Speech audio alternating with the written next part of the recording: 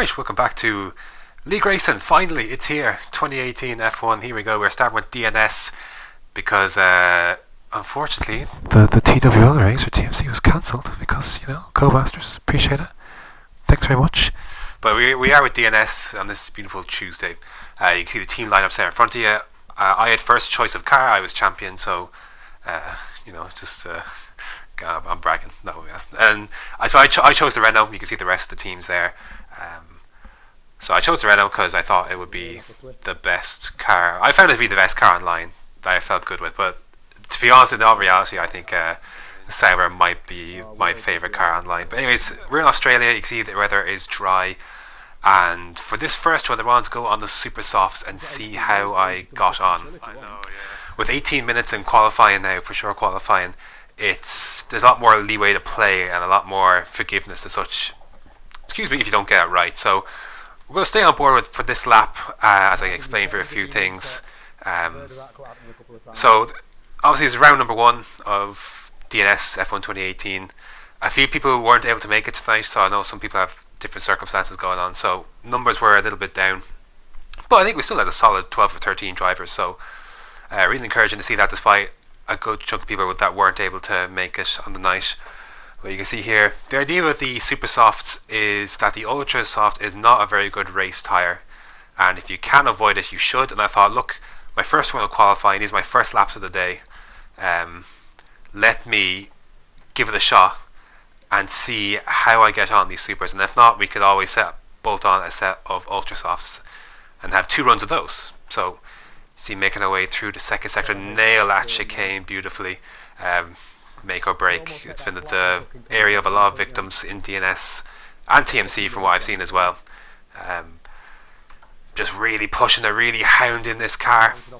It's turning absolutely beautifully. It's going all the places I want to go around turn 15. Modulate the throttle a bit. You see Stefan's off the track there. Using all the track you can and down the straight, and it's going to be a 121 flat on supers. And I thought, oh, that's a time I'm very happy with.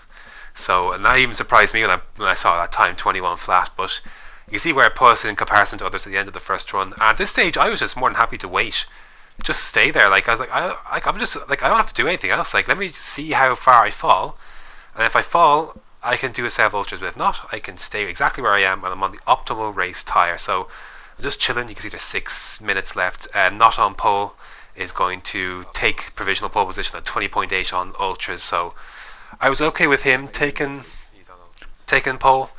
If I stayed in second or third, I'd be more than happy to do that. You can see with 51 seconds or so left, I'm not out. I'm still in P2, and I'm more than happy to stay where I am on the strategy that I'm on. So very happy to do that and see what the race holds. It means I might have to make an overtake not on pole, but look, that's okay. I'd rather take my chances and do that and start on the better race tyre than the Ultra Softs. So you can see there, qualifying second with a 121 flat on super. So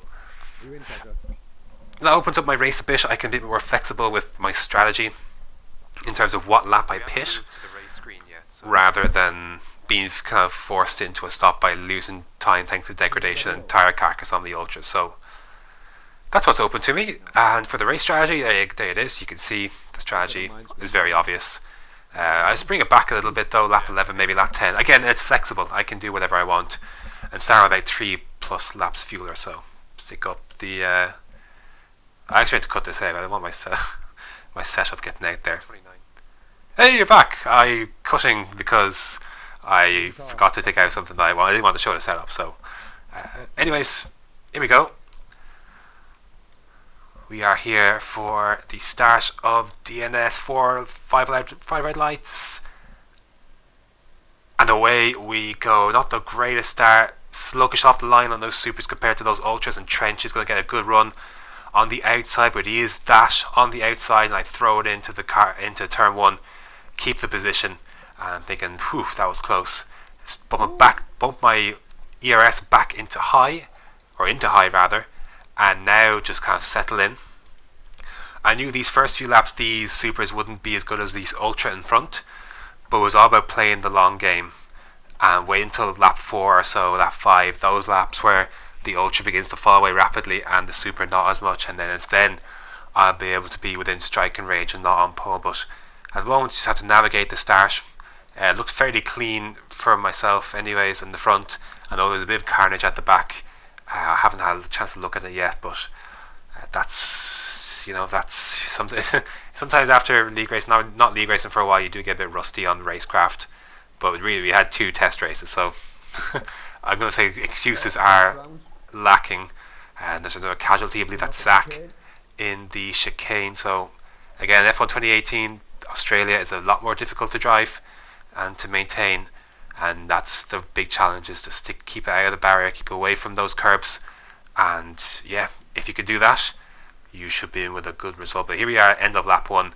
You can see the gap I'm very happy with, considering that not on poles on the ultra softs, and there you go, the gap is just around 5/10 or so. It did grow a bit, it grew to around a second, 1.2, but near the end of lap 3 we're coming back at not on pole, where the tyres are begin to cross over to the point where my super softs are the tyre to be on, run very wide there, almost into the barrier. And you can see I'm setting to decent times, 7/10 is the gap. But now this lap, I think we're staying on board for this lap. You can just see the difference, how not on pole is struggling on those ultras are beginning to fade, and the supers I'm on are coming into great effect. Dips a toe on the grass, does not on pole as we round through turn 4.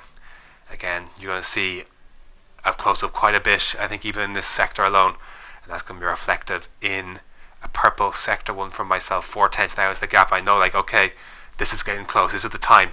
We're getting close to the time where I'm going to have to make a move soon, because I'm inevitably going to catch them and inevitably going to be getting a very good run out of some of these corners. So just taking it easy with the fuel mixtures, and the ERS just dipping it between high and medium.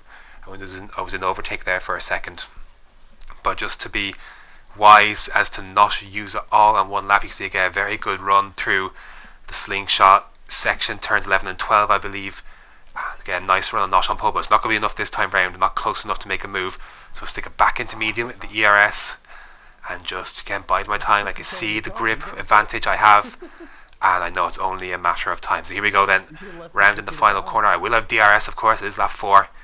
I've rounded that corner very carefully, a bit dirty air there, and that allows not on pole to get a bit of a better run out of that final corner.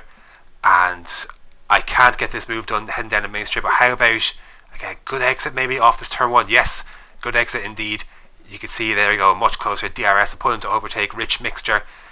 He goes defensive. I go for the late break, and he's gone late breaking too. We've both made the corner. He's kept that position for now.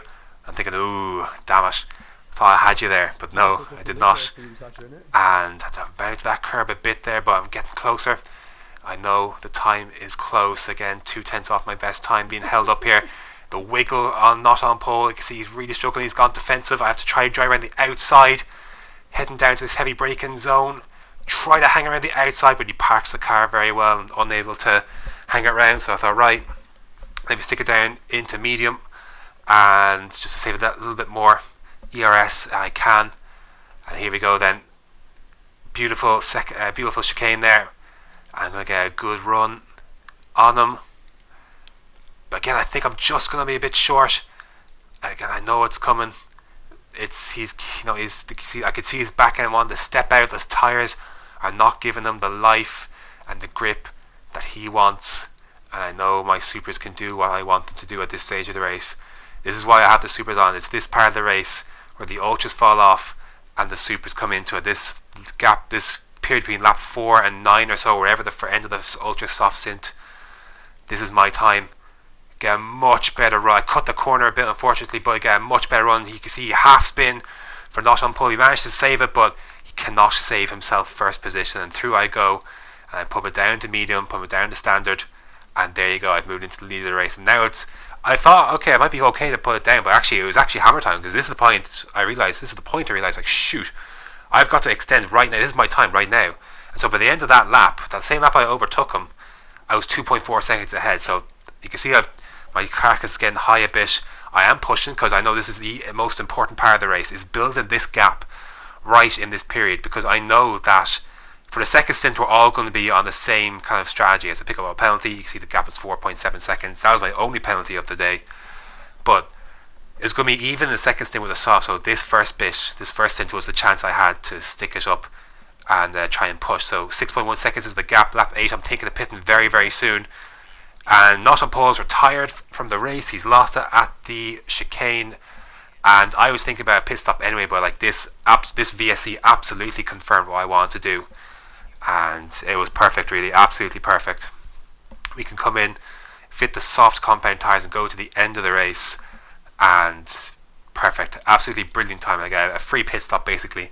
Carl as well as Caesar, they're going to get the same benefit, but I have a nice gap and I know my pace on these softs is extremely consistent. So on they go, and now we are going to settle into basically a 20 lap second stint.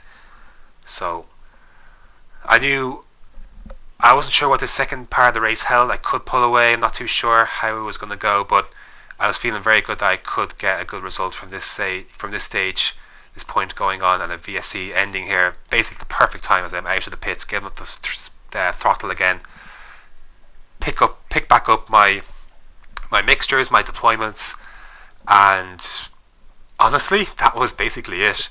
You can see I'm going to go on board for this lap, and then you're kind of going to see that's about it, because I'm going to record my fastest lap of the race on this first full lap of these soft compound tires. So I'm just going to stick with it.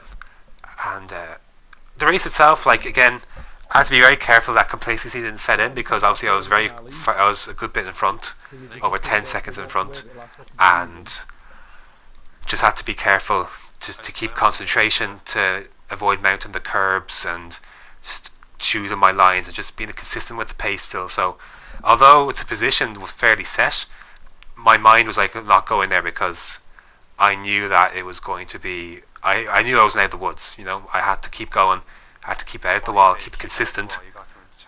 And yeah, I knew that if I could do that, that was where my race was, so just keep it out of the barrier. So look, obviously if some people, not everyone was able to make it tonight, and if they were, I would have possibly had a closer challenge, but look, your race who's with you, and I'm happy to do that. So anyways, we come through the third sector now. This is a good lap. I've actually bumped down to medium deployment. I don't know if I put down to standard fuel mixture.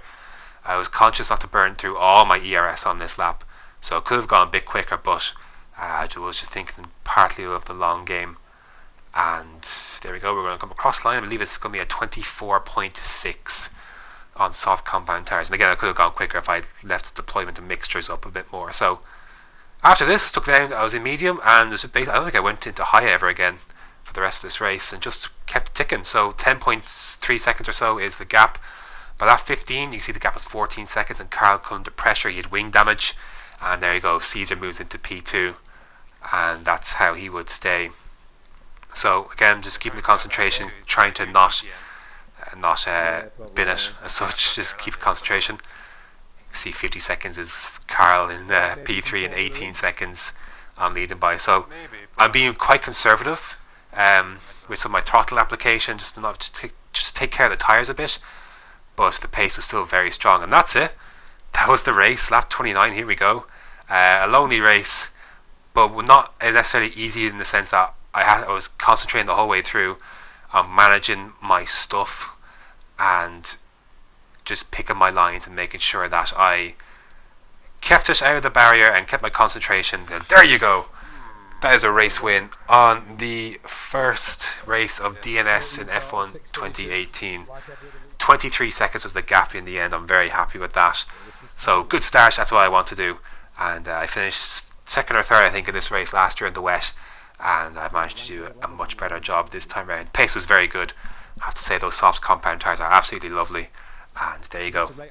Kept it going, kept the concentration. I know I said that a lot, but honestly, like that's what it takes sometimes. You just have to be. This track will catch you. This track will definitely catch you out if you're not careful, if you're not paying attention. So you gotta give it the respect, and it will respect you. So give me that. Oh, give me all the experience. Give me all the experience, baby. Look at that, beautiful. I love it. Absolutely fantastic. So 6 finishers in the end out of 13 racers. So yeah, it is what it is. But anyways, you You see Carl in third, Nova on his debut fourth, Stefan fifth, and Swanee finishing out in sixth. So fair play to them. Hopefully we have lots of more people next week who will be available to race. And yeah, I'm looking forward to it. Looking forward to... Well, actually not looking forward to Bahrain. There's a quick look at the laps. But anyways, that's what's next. It is Bahrain for DNS. And yeah, until next time, this has been Australia. Great start to the season.